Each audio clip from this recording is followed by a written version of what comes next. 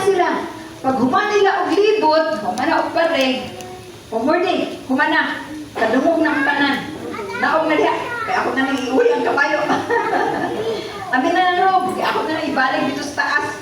Ang buko ko din, umurdi kayo, wala lang sa iya Basta iya sakay-sakay lang, no? Pero nahimuot pa daw siya nakasakay. Siguro first time niya nakasakay kabayo.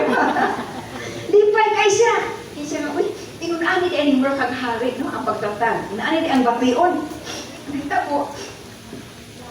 Nanakay pa yun, ha? O, pagkakatiin sa.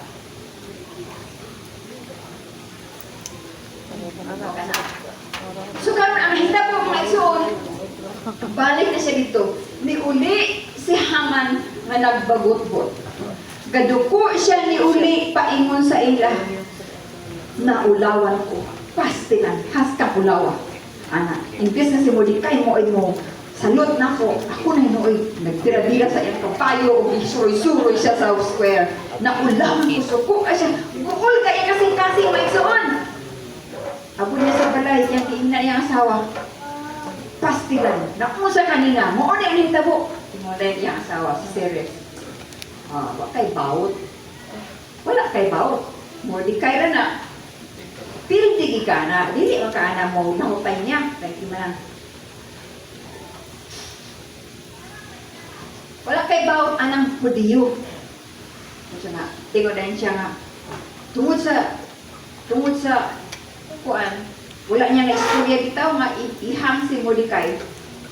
Tapos kinumdo mo nga, night before, nag-ingon si Queen Esther nga, naapo ikaduha nga banquet, anhe dinhi, uba na si Mordecai. Si Haman. Mintrat ka bubut-but may suon, nagtabon ba siya sa iyang ulo. Din sa chapter 6 verse 12, he even covered his head sa iyang kaulit. Ina siya siyang asawa, surely you will fall before him. Mahugno na ka sa atubangan, anang Mordecai. That's chapter 6, verse 13. Karon, ready na ang banquet ni Esther. Mintras si Haman gabukot sa iyang ulo o hilak, bagulgol sa iyang kaulit, nanay na nokto. Atong kuhaon si Haman, kay dad ko na rito kang Queen Esther, kay mag-banquet na. Dadali siya pang lampo siguro mo, dadali siya pang Wala kita po. O sige, adto namin sa banquet. Sumama niya ang ipang hinambog nga. Paborito siya sa hari. Paborito po siya ni Esther, di ba? Mauma niya ang iyang gingon. So dito mga igsoon, adto na sila dito sa banquet ni Esther, ni Queen Esther. Unya, ngaon sila, the third time, in chapter 7 verses 1 and 2, nangutana na po ang king. Queen Esther, kung sa may imong tinguha, bisan pag tunga sa akong gingharian, akong ihatag mo. The third time, Queen Esther was asked my son. Unsay gi-reply ni Queen Esther? Mahal na hari, kung nakabaton ko og pabor sa imuang pananaw, mahal na hari, let my life be given me at my petition. Luwasa ang akong kinabuhi. Ewan ang hari. Kung sa di ay, kung sa di nahitabo, luwasa nga mabuhi ako mga panghali ug ang akong mga katawhan. Kay gibaligya ako ug ang akong mga katawhan aron sila pagmatchog og kami tanan. Huwag tangon din sa tubangan sa dinhi sa tibuok kalibutan. So, kung sa nahitabo, chapter 7 verse 5, nasuko ang hari. Siya unsa, kinsa naghimo ani? Kinsa naghimo ani? Ngano ipapatay man ka? Ngano ipapatay man imong mga katawan? Ingon dahil si Queen Esther nara ay. Muna siya mga hari. Si Haman. Siya mo'y nag-ingon na ipapatay ni tanan. Karong Disyembre. Na-realize din sa hari. Hudiyo madali ako ng asawa. So, sa kauli sa hari niya, at siya sa garden.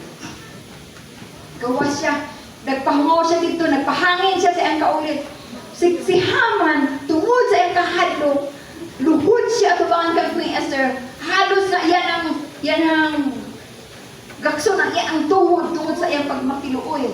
nga please forgive me, pasaylo ako. Pagsulod sa hari, unsa man ang gibuhat. Imong i-assault ang queen sa akong atubangan. Maura na yung sa hari. Abot dayon ang mga sundalo, gikuha si Haman. Sa neta po, hindi na, mahal nga hari, naani siya gihimo nga galos para kang Mordecai. Ang hari na mayon, dito na siya ibitay sa iyang kaugalingon nga galos. Piaw mo na. Mission ni Esther, isa sa mga mission ni Esther mao nga i-preserve ang kinabuhi sa iyahang amahan. Instead of Haman, na preserve ang kinabuhi sa iyang amahan. Mission possible. At tubang na ko siya, kamatayon na gusto. Kung imo na akong labaw na sigurado na gusto. Pero diha sa Ginoo, posible ang mission. Amen! May lahutay, nagmada ko gihapon si Esther. Nagmada ko gihapon. Bisan ba ang iyang amahan na preserve, gikan sa unta mo oy kamatayon na sigurado. Thank you, Jesus. Thank you, Jesus. Hallelujah. Hallelujah. Pag humanay, paghawa na nila, pagbira na nila sa kang Mordecai, kang Haman, na huwasan ang hari. Nahuwasan siya sa iya ang kapungod. Thank you, Jesus. So, muna siya ang fourth mission. Ay ikalima, mga igsuon, mission ni Queen Esther, nga mao nga ma-promote ang iyahang amahan na si Mordecai into power. Ang iyang mission karon, dili lang ayang tatay to taman sa gate ga hangad. Kung dili, parte na siya din sa gingharian. Isa na sa mga mission ni Queen Esther. So, unsa nga paagi? Giistoryahan ni Queen Esther ang hari, ingon siya nga. Si Mordecai, maubay na akong amahan. Iya kong giadap. Tungod kay ako usa ka orphan, usa ako ka ilo. Giadap niya ako, iya kong giangkon ingon nga iyang kaugalingon nga anak. He raised me to be this fine, beautiful person. Kung kinsa ko karon, tungod kay mo na ang iyang pag-alaga nako, iyang pag-atiman nako. Dili ko nimo makit-an kung wala na siya. Dili ko mahimong queen kung wala na si Mordecai. Without him, O my king, I would have not met you. Dili unta ta magkita. So, kung sabihin mo sa hari, tawag si Mordecai, chapter 8, verse 2. Himuon si Mordecai nga mo in charge sa household ni Haman. Ilaon tanan ang kabaray, ang mga kabtangan ni Haman, siya ang in charge.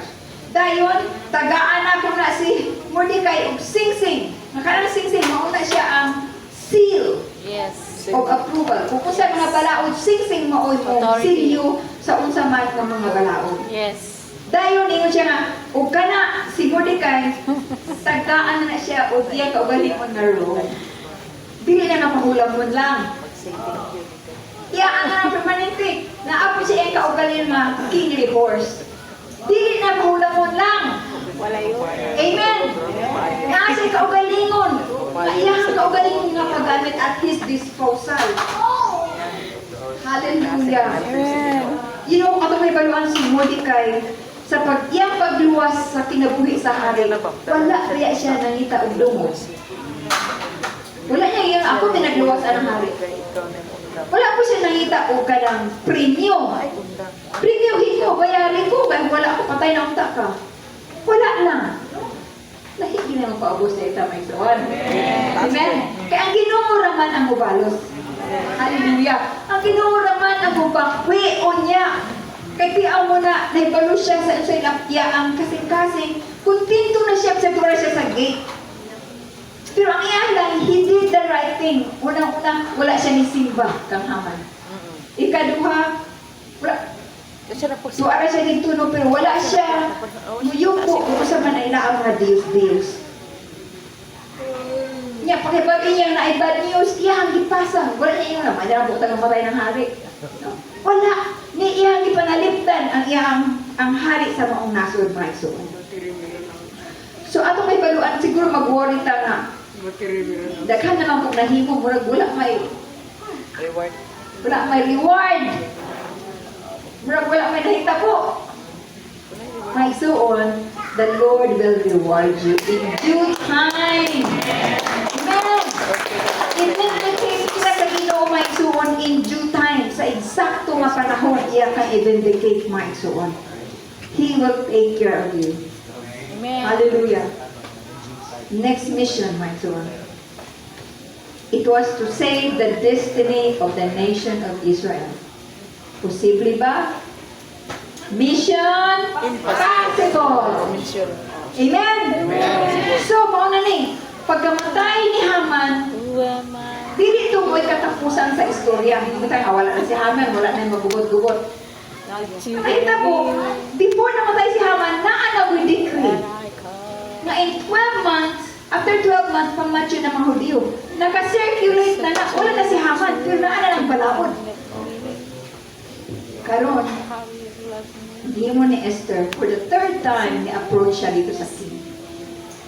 Pagduhol niya sa king, giana na po sa king ang scepter, kung sa may imong tuyo, Queen Esther. Ang iya dahil giingon mga igsuon ni Queen Esther.